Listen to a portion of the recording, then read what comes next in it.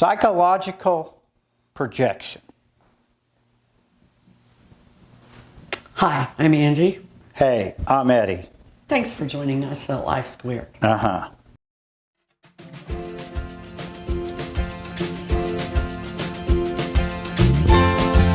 Welcome to Life Squared, brought to you by the Perfectly Imperfect Network, from imperfect folk everywhere.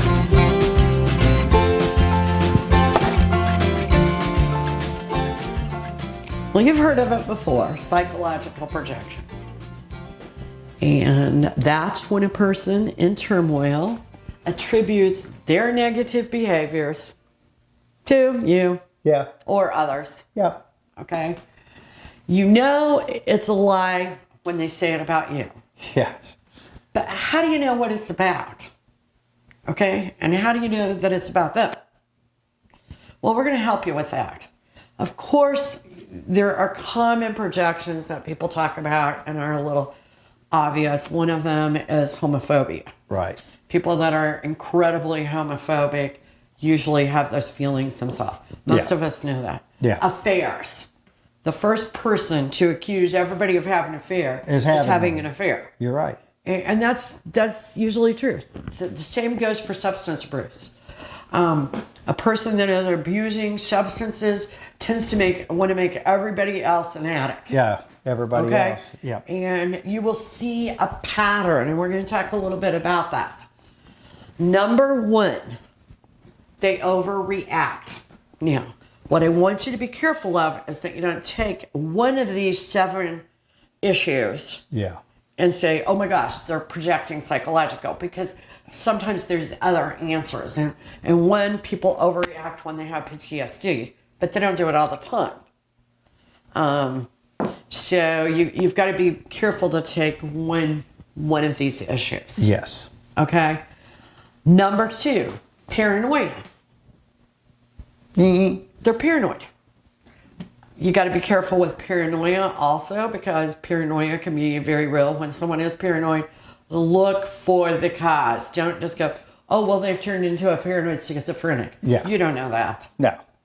Okay? And a lot of times it can be a very real thing. If they're saying somebody's watching me outside my house at certain times, then you believe them till you can't. Yeah. You can't find it. Right. Okay?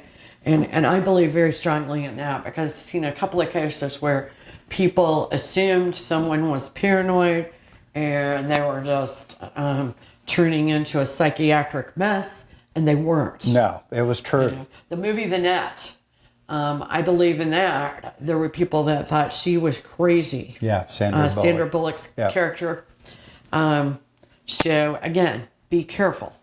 Yeah. Number 3, this is maybe the most important one. Their accusations have a detail that suggests they have a first-hand account. They have first-hand information. Yeah. Okay? And those details are their details, not really your details or the person they're projecting onto.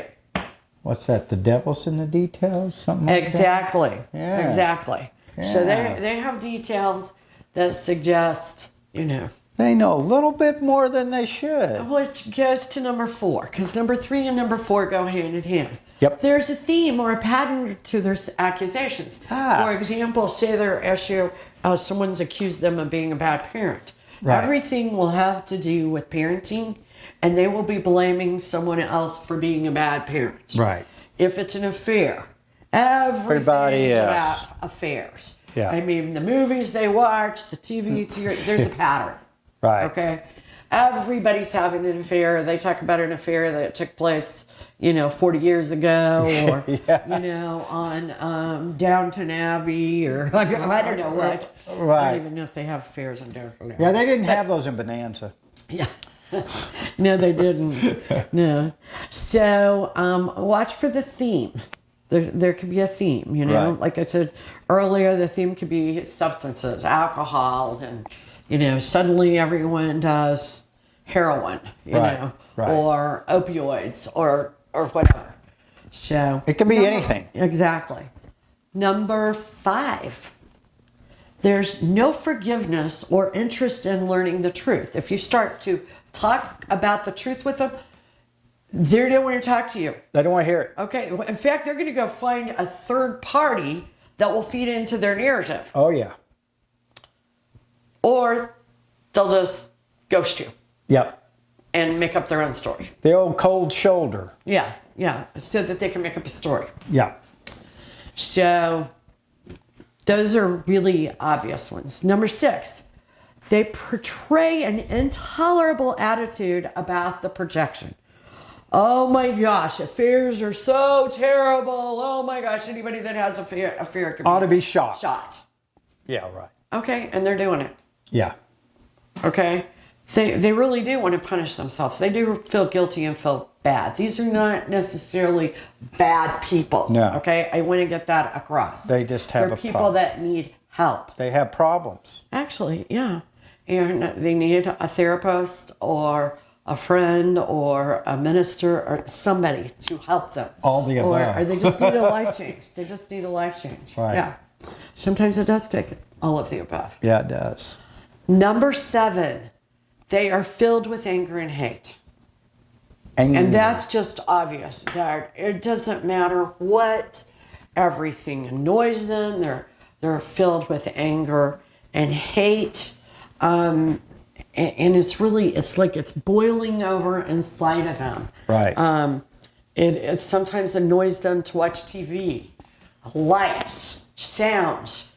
They become so angry and annoyed that they can't handle sensations brought about by everyday life. Right. They are And stimuli. Yeah, they're out of control.